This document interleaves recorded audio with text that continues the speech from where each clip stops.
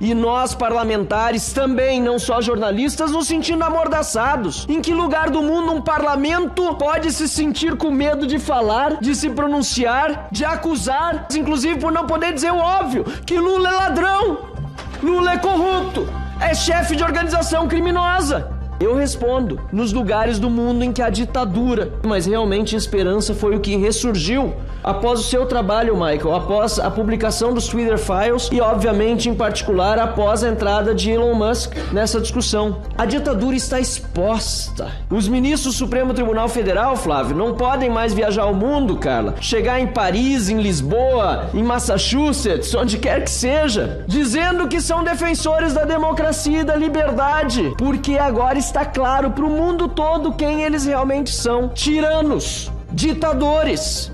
Apesar de todas as dificuldades que estamos enfrentando no Brasil, já não me lembro mais qual foi o senador que usou a palavra esperança aqui, mas realmente esperança foi o que ressurgiu após o seu trabalho, Michael, após a publicação dos Twitter Files e, obviamente, em particular, após a entrada de Elon Musk nessa discussão.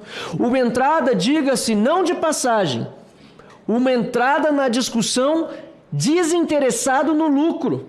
Muito antes, pelo contrário, porque ele antecipou na sua primeira manifestação que, se descumprisse as ordens judiciais ilegais e inconstitucionais do Supremo Tribunal Federal, a empresa correria sérios riscos de sofrer pesadas penalidades e de ter de fechar as suas portas.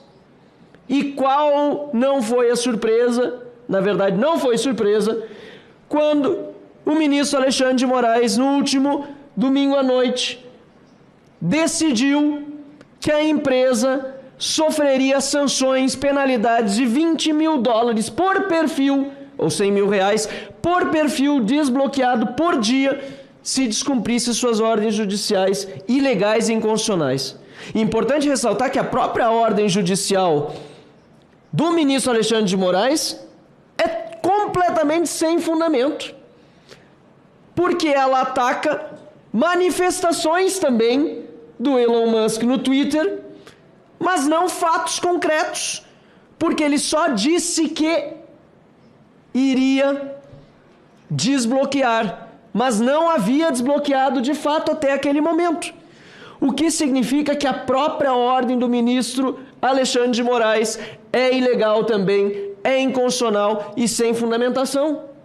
Mas, como eu dizia, além da esperança, há fatos concretos em que agora nós podemos nos basear internacionalmente. A ditadura está exposta.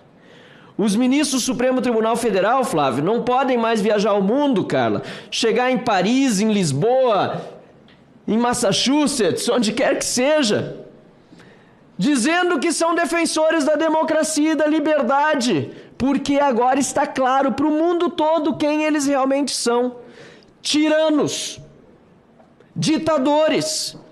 E terão agora de arcar com a consequência desses seus atos, Paulo Fernando, e decidir se continuarão a ser vistos internacionalmente como ditadores ou se recuarão no consórcio formado junto com o Partido dos Trabalhadores, junto com Lula e esse desgoverno autoritário, para voltar a dar paz aos brasileiros e fazer valer o slogan que o Lula usa desde o primeiro dia, mas que é a maior fake news do Brasil: união e reconstrução.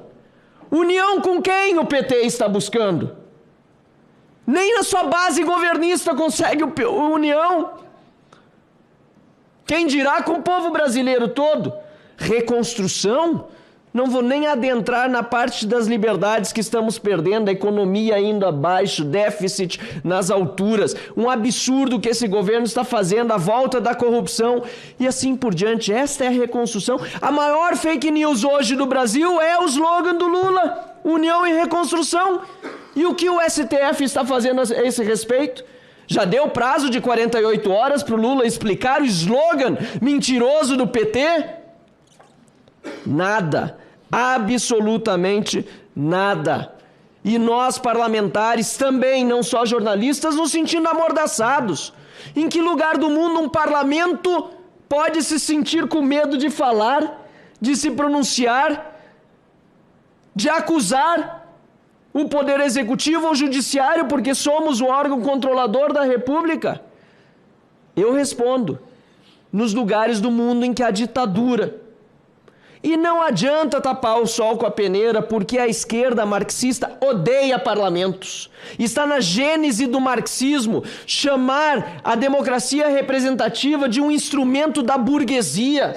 Eu sei, é velha a palavra, é antiga, nem cabe nos tempos atuais, mas é velho e anacrônico o marxismo e a ideologia que dá sustentação a este governo corrupto e incompetente. E também os ditadores odeiam a imprensa livre, odeiam a opinião que lhe desagrade. No fundo, odeiam o povo. Querem governar sozinhos. Querem retirar a liberdade do cidadão, do mais simples, inclusive, doutor Ezequiel, que foi protestar com uma Bíblia, uma bandeira do Brasil naquele dia e jamais poderia imaginar que aconteceria um vandalismo daquele tipo, e a maioria sequer participou das ações que devem sim ser reprovadas quando envolvem agressão física ou depredação, mas a maioria sequer participou disso. Estavam ali, como você muito bem disse, e isso é fundamental entendermos, estavam ali porque também sentiam-se reprimidos por não poderem dizer o óbvio, que a eleição foi desequilibrada para um lado, por força de vontades particulares dentro do TSE, do STF, no establishment, na imprensa e assim por diante. Sentiam censurados, inclusive, por não poder dizer o óbvio, que Lula é ladrão, Lula é corrupto, é chefe de organização criminosa. Nem os jornalistas da Jovem Pan, Michael, podiam dizer isso. Foram censurados pelo Tribunal Superior Eleitoral, mas ele nunca foi absolvido. Os processos foram anulados, mas o dinheiro foi encontrado. Os pedalinhos dos netos do Lula estavam lá, no sítio de Atibaia. A antena da Oi que foi colocada lá no sítio. Tudo, corrupção, o triplex e assim por diante. Tudo comprovado e pior de tudo, Michael. Marco Aurélio Mello, ex-ministro do Supremo Tribunal Federal, que esteve em Porto Alegre conosco no Fórum da Liberdade, ele, ex-ministro do Supremo Tribunal Federal, foi censurado na propaganda eleitoral do Bolsonaro apenas por em uma entrevista que ele concedia a uma jornalista que não era da sua campanha, era um programa jornalístico, ele ter dito o óbvio, que Lula não foi absolvido. Os seus processos apenas tinham voltado à estaca zero.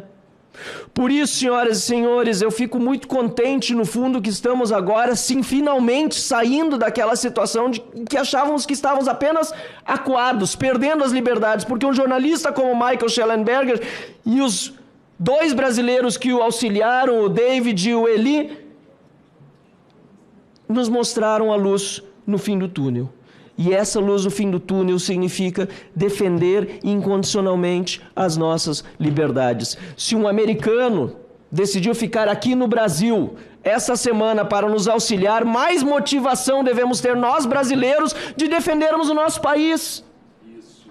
Essa é a verdade. Nós temos essa responsabilidade, porque, como eu sempre digo, eu não quero viver em outro país, eu quero viver em outro Brasil.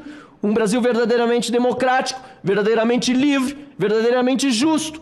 Mas a responsabilidade de fazer esse meu país um Brasil melhor é minha, sobretudo. Com a ajuda desses amigos, mas é minha, sobretudo. Levando a informação para fora. Os amigos que estão em Bruxelas, nós que estivemos em Washington. E importantíssimo, alguns caçoaram, diziam que era absurdo nós sairmos daqui para levar a informação para fora. Os resultados agora estão, felizmente, aparecendo. Parabéns ao Senado da República, senador Marcos Pontes, em teu nome, também do senador Magno Malta. Em especial, quero, para concluir, fazer uma referência que precisa ser feita. Senador Rogério Marinho e líder da oposição na Câmara, Felipe Barros, e a líder da minoria, Bia Kicis. Os três, no domingo ainda, quando Michael decidiu ficar no Brasil, aliás, no sábado à noite ainda, meia-noite, conversamos com Bia e Felipe Barros, e no domingo junto com o senador Rogério Marinho, e incondicionalmente disseram, nós o receberemos em Brasília, bem receberemos e queremos discutir esse tema. Em nenhum momento nos deixaram para trás. E aqui estamos hoje realizando essa belíssima audiência pública para voltar a dar esperança para o povo brasileiro de dias melhores. Muito obrigado, Michael, e conte com a gente aqui também no Brasil. Você com certeza, se já não era ou não se considerava, pode considerar-se, pelo menos informalmente, quem sabe um dia formalmente, cidadão honorário brasileiro. Conte conosco.